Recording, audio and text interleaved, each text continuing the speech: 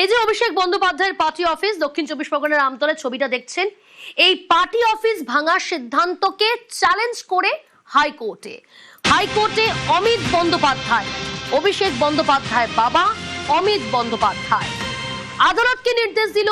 জানার চেষ্টা করব, অর্ণব রয়েছে আমার সঙ্গে। অর্ণব, দেখো, বিচারপতি রাজা বসু চৌধুরী তিনি একটি অন্তর্বর্তী নির্দেশ পাশ করলেন এবং এই অন্তর্বর্তী নির্দেশে 31শে জুলাই পর্যন্ত লিপস অ্যান্ড বাউন্সের নামে যে সম্পত্তি, যেটা ডায়মন্ড হারবার সাংসদের যে 5তলা পেল্লাই পার্টি অফিস, সেটা আপাতত না হবে ভাঙার কাজ বা ওখান থেকে কিছু বার করা বা কিছু ওখানে ঢোকানো।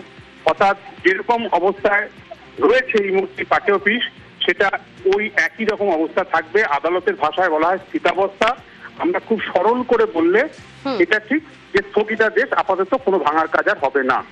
একই সঙ্গে ওই পার্টি অফিস থেকে 16টা ট্রাঙ্কে করে একাধিক নথি, যেগুলি ডায়মন্ড হারবার তৃণমূল সাংসদ বা দক্ষিণ চব্বিশ পরগনা তৃণমূল কংগ্রেসের নথি, যেগুলি ওখান থেকে নিয়ে যাওয়া হয়েছিল, সেগুলিকে ফিরিয়ে দেওয়ার আবেদন ছিল, পুলিশ যাতে ফিরিয়ে দেয়। যদিও এই আবেদনে হাইকোর্ট বিষয়টি গুরুত্ব দেয়নি বা আপাতত কোনো হস্তক্ষেপ করেনি। তবে একটি গুরুত্বপূর্ণ বিষয় মামলায় এসছে। রাজ্যের অ্যাডভোকেট জেনারেল সুরজিৎ নাথ মিত্র জানিয়েছেন যে জায়গায় ওই 5তলা পেল্লাই পার্টি অফিস, সেই পার্টি অফিসটা রাজ্যের কাছে যা নথি রয়েছে তাতে স্থানীয় মৌজার 507 নম্বর দাগ নাম্বারের উপর যে বিল্ডিং, সেটি ভাঙার কাজ চলছে। কিন্তু অভিষেক বন্দ্যোপাধ্যায় বা অমিত বন্দ্যোপাধ্যায় বা লিপস অ্যান্ড বাউন্সের যে সম্পত্তি, সেটা দাগ নাম্বার 509 এবং 512-র মধ্যে সীমাবদ্ধ। তাহলে যেখানে তাদের জমি নেই, সম্পত্তি নেই, তারা কেন এখানে আসছে, মামলা করছে? এই মামলা দাঁড়ায় না। সেক্ষেত্রে অভিষেক বন্দ্যোপাধ্যায়ের যে যুক্তি বা তাদের লিপস অ্যান্ড বাউন্সের যুক্তি, তাহলে দক্ষিণ চব্বিশ পরগনা জেলা পরিষদ কেন তাদের আইনি নোটিশ পাঠালো এবং হিয়ারিং এর জন্য ডাকলো 15ই জুলাই। এর পাশাপাশি যেহেতু লিপস অ্যান্ড বাউন্স সংক্রান্ত আয় ব্যয় বা তাদের যে অর্থ, সেই অর্থের উৎস নিয়ে ইডিও নিয়োগ দুর্নীতি মামলায় তদন্ত করছে, সেখানে এনফোর্সমেন্ট ডিরেক্টরেটের বক্তব্য ছাড়া এই মামলায় হাইকোর্টের কোনো নির্দেশ দেন, সেটা কোথাও একটা ভুল চুক হয়ে যেতে পারে বলেও রাজ্যের অ্যাডভোকেট জেনারেল জানান। কিন্তু সবকিছু বিচার করে যেহেতু সমস্ত নথি সঠিকভাবে এসে পৌঁছায়নি, জরুরি ভিত্তিতে মামলা হয়েছে, তাই 31শে জুলাই পর্যন্ত স্থিতাবস্থা বজায় রাখার নির্দেশ এবং সামনের দিন থেকে যে রেগুলার বেঞ্চ রয়েছে বিচারপতি শুভ্রা ঘোষের বেঞ্চ, সেখানে এই মামলা পরবর্তী শুনানির জন্য হবে। অর্থাৎ 31শে জুলাই পর্যন্ত আর ভাঙা যাবে না, এমনটা আদালত বিচারপতি রাজা বসু চৌধুরী অন্তর্বর্তী নির্দেশে জানালেন। ওকে অর্ণব।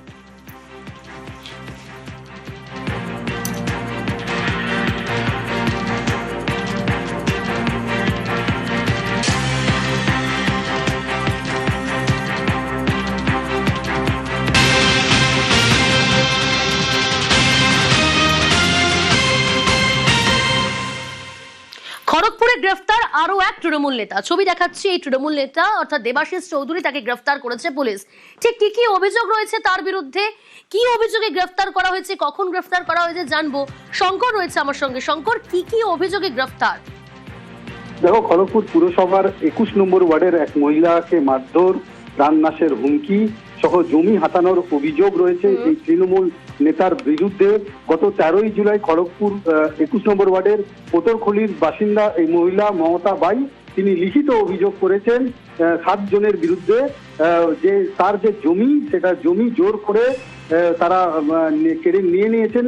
যেহেতু সরকারি জমি কেড়ে নেওয়া এটা আইনত অপরাধ বলে তিনি একটা লিখিত অভিযোগ করেছিলেন। আর সেই লিখিত অভিযোগের ভিত্তিতে বেশ কয়েকজনকে খড়গপুর টাউন থানায় এর আগে গ্রেফতার করা হয়েছিল এবং তাদেরকে জিজ্ঞাসাবাদ করেই দেবাশিস চৌধুরীর নাম উঠে আসে। আজকে গতকাল রাত্রেবেলা তাকে গ্রেফতার করা হয়েছে। আজ তাকে নিজেদের হেফাজতে চেয়ে খড়গপুর মহকুমা আদালতে তোলা হবে বলে জানিয়েছে। ইতিমধ্যেই পুলিশ যারা জানিয়েছেন যে তার বিরুদ্ধে নানা অভিযোগ রয়েছে, আরো অভিযোগ আছে কিনা সেটাও খতিয়ে দেখা হচ্ছে এবং এই মহিলা যে অভিযোগ করেছে সেটা কতটা সত্যি, সব দিক খতিয়ে তাকে 10 দিনের পুলিশ হেফাজত চাইবে বলে তারা জানিয়েছে। এক ভদ্রমহিলা আছেন মমতা বাই, উনি কমপ্লেন করেন এই দেবাশিস চৌধুরী এবং আরো 7 জনের নামে যে 2025 সালে এই ভদ্রলোক লোকজন নিয়ে এসে ওনাকে আর ওনার ছেলেকে মারধর করে, ওনাকেও অ্যাসল্ট করে এবং জোর করে ডিএম প্রদত্ত ল্যান্ড গ্র্যাব করে নেয়। তো সেইটার এগেনস্টে একটা কমপ্লেন হয় আর এখন এই দেবাশিস চৌধুরী অ্যারেস্ট হয়েছে। আগেও আরো 3 জন অ্যারেস্ট ছিল। আজকেই কোর্ট প্রোডাকশন। হ্যাঁ, রিমান্ডে নেওয়া হয়েছে। আরো কি অন্য কিছু অভিযোগ আছে? ন্যাশনাল লাইব্রেরিতে অমিত শাহ দেশের প্রথম ওয়ার্ড মিউজিয়ামের উদ্বোধন করবেন। সরাসরি নজর রাখবো আমরা। लोकार्पण के इस कार्यक्रम में मंच पर विराजमान हैं भारत सरकार के गृह सचिव श्री गोविंद मोहन जी, संस्कृति सचिव श्री विवेक अग्रवाल जी और आसूचना ब्यूरो इंटेलिजेंस ब्यूरो के निदेशक डॉक्टर महेश दीक्षित जी। आप महानुभावों का भी बहुत बहुत स्वागत है। इस अवसर पर सभागार में उपस्थित सभी सम्मानित जनप्रतिनिधियों और शब्द तथा साहित्य जगत की सभी प्रतिष्ठित विभूतियों का और युवा साथियों का बहुत बहुत स्वागत, बहुत बहुत अभिनंदन। ভারতের ভাষা ঐতিহ্যের নতুন অধ্যায় সূচিত হতে চলেছে আজ ন্যাশনাল লাইব্রেরিতে স্বরাষ্ট্রমন্ত্রী অমিত শাহের হাত ধরে। জাতীয় গ্রন্থাগারে উদ্বোধন হতে চলেছে সপ্ত আলো। কলকাতার জাতীয় গ্রন্থাগারের ঐতিহাসিক বেলভেডিয়ার হাউস ভারতের সাংস্কৃতিক ইতিহাসে এক নতুন অধ্যায়ের সাক্ষী হতে চলেছে। शॉल के साथ उनका वंदन अभिनंदन और एक पौधा भी है। इसके पहले एक पौधारोपण माननीय केंद्रीय गृह मंत्री महोदय ने स्वयं किया, एक पौधा भेंट करके उनका स्वागत। और আজ एक উদ্বোধন হতে চলেছে स्मृतिचिन्ह के দেশের रूप में প্রথম एक ভারতীয় विशेष ভাষা বিষয়ক भेंट भी है। জাদুঘর। महोदय उसे स्वीकार करेंगे। माँ এই दुर्गा মুহূর্তে কি के চলছে विभिन्न সেখানে स्वरूपों को জানার চেষ্টা করব। समाहित সুস্মিতা करते রয়েছে हुए আমার ये সঙ্গে। कलाकृति সুস্মিতা, तैयार की गई है जो शिल्प के बहुत सुंदर एक उदाहरण है। बहुत बहुत अभिनंदन वंदन। मैं सचिव महोदय से पुनः निवेदन करूंगा इस अवसर पर इस मंच पर गरिमामयी উদ্বোধনে উপস্থিত রয়েছে মুখ্যমন্ত্রী অমিত শাহ, উপস্থিত রয়েছেন রাজ্যের অর্থমন্ত্রী স্বপন দাসগুপ্ত, উপস্থিত রয়েছেন রাজ্যের অন্যান্য সচিবরা উপস্থিত রয়েছেন। না সুস্মিতা, তোমার কথা স্পষ্ট শোনা যাচ্ছে না। আমরা আবারও যোগাযোগ করার চেষ্টা করছি। ন্যাশনাল লাইব্রেরিতে কেন্দ্রীয় স্বরাষ্ট্রমন্ত্রী অমিত শাহ দেশের প্রথম ওয়ার্ড মিউজিয়ামের উদ্বোধন করবেন। कलाकृति भी उन्हें जो पश्चिम बंगाल के অনুষ্ঠানে উপস্থিত जो মুখ্যমন্ত্রী हस्तशिल्प की শুভেন্দু सुंदर অধিকারী। परंपरा है, उसका एक बड़ा खूबसूरत ভারতের स्वरूप ভাষা है। ঐতিহ্যের और নতুন माँ অধ্যায় दुर्गा সূচিত के হতে চলেছে विभिन्न আজ स्वरूपों की ন্যাশনাল अभिव्यक्ति লাইব্রেরিতে इसमें की गई है। স্বরাষ্ট্রমন্ত্রী तो অমিত उनका শাহের अभिनंदन হাত वंदन। ধরে।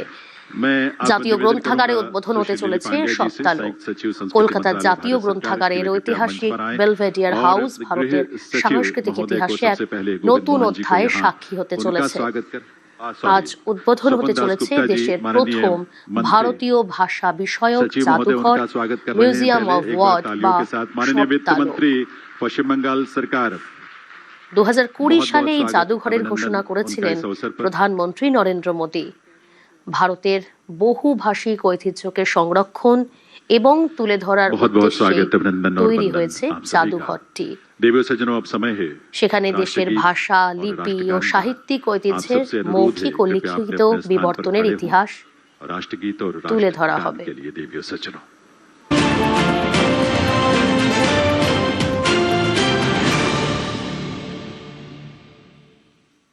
রাজ্যের আইন শৃঙ্খলা নিয়ে শাহী বৈঠক।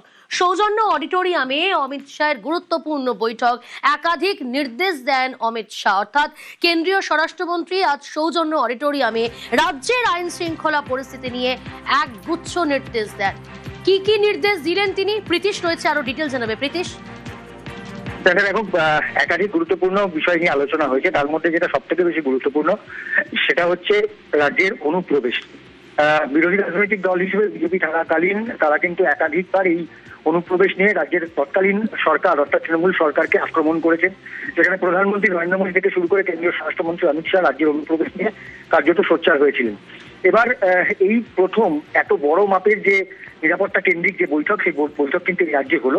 প্রথমে উত্তরবঙ্গ এবং তারপর আজ দক্ষিণবঙ্গের যে মূলত নিরাপত্তার যারা আধিকারিকরা রয়েছেন, কেন্দ্রীয় যে সমস্ত সংস্থা রয়েছে অর্থাৎ সিআরপিএফ থেকে শুরু করে বিএসএফ থেকে শুরু করে এনআইএ থেকে শুরু করে বিভিন্ন যে সমস্ত সংস্থা রয়েছে তাদের আধিকারিকদের সঙ্গে অমিত শাহ এবং তার সঙ্গে সঙ্গে রাজ্যের মুখ্যমন্ত্রী শুভেন্দু অধিকারী তারা জোড়া যে বৈঠক, সেই বৈঠকের মাধ্যমে কার্যত রাজ্যের নিরাপত্তা, নারী নিরাপত্তা, মহিলাদের নিরাপত্তা এবং তার সঙ্গে সঙ্গে অবশ্যই অনুপ্রবেশ নিয়ে সামগ্রিক যে আলোচনা, সেই আলোচনা কিন্তু আজকের এই বৈঠকে হয়েছে।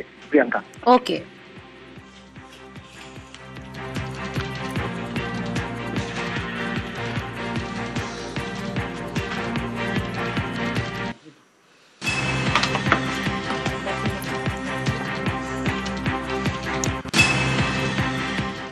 স্বচ্ছ ভারত অভিযানে স্বাস্থ্যমন্ত্রী শারদ মুখোপাধ্যায় আজ দমদম পার্কে তিনি সচেতনতার বার্তা দিলেন। বিভিন্ন জায়গা ঘুরলেন, এলাকা পরিদর্শন করলেন, বাজার ঘুরে স্বচ্ছতা নিয়ে সচেতনতার বার্তা।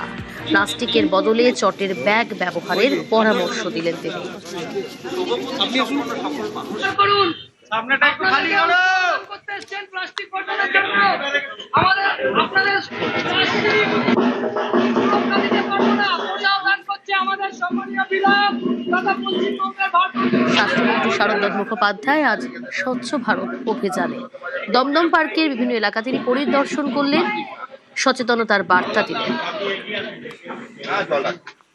বাজার করবেন বলেছে, আরেকটা কাজ আছে ওইখানে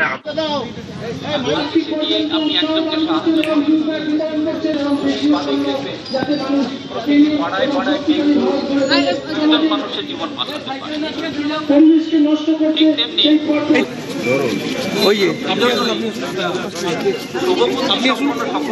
করুন। সামনেটা একটু খালি করো করতে এসেছেন প্লাস্টিক বর্জনের জন্য আমাদের আপনাদের প্লাস্টিক সুরক্ষা দিতে পারবো না। প্রজাও দান করছে আমাদের সম্মানীয় বিধায়ক তথা সচেতনতার প্রোগ্রাম, সমাজকে সচেতন করতে হবে। প্লাস্টিক বর্জন করা, বায়োডিগ্রেডেবল জিনিস যেগুলো আমাদের সমাজের ক্ষতি করে না, পরিবেশ দূষণ করে না, সেগুলো ব্যবহার করা।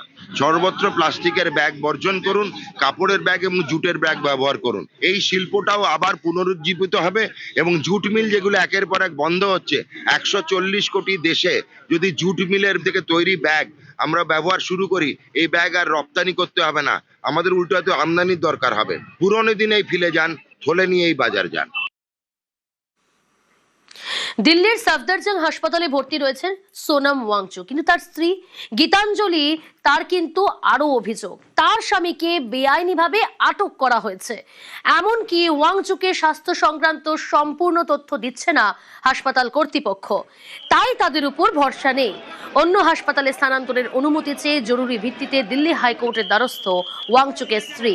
গত 28শে জুন থেকে দিল্লির যন্তর মন্তরের সামনে অনশনে বসেন ওয়াংচুক। কেন্দ্রীয় শিক্ষামন্ত্রীর পদত্যাগের দাবিতে অনশন। শনিবার অনশনের 21তম দিনে পুলিশ তাকে হাসপাতালে নিয়ে যায়।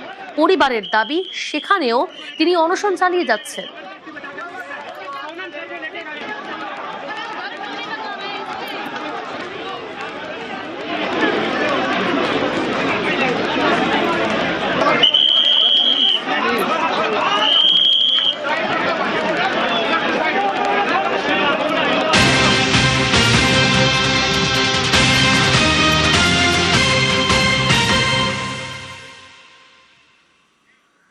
দুর্ঘটনার খবর পাচ্ছি আমরা, আপনাদের দেব।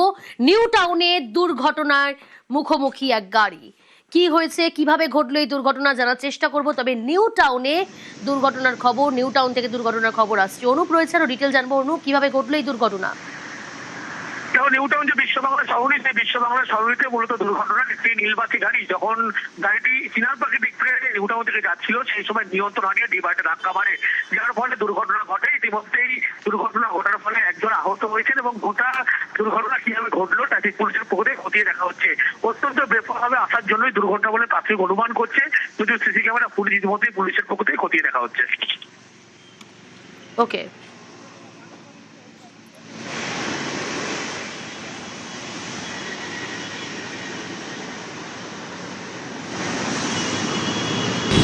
News 18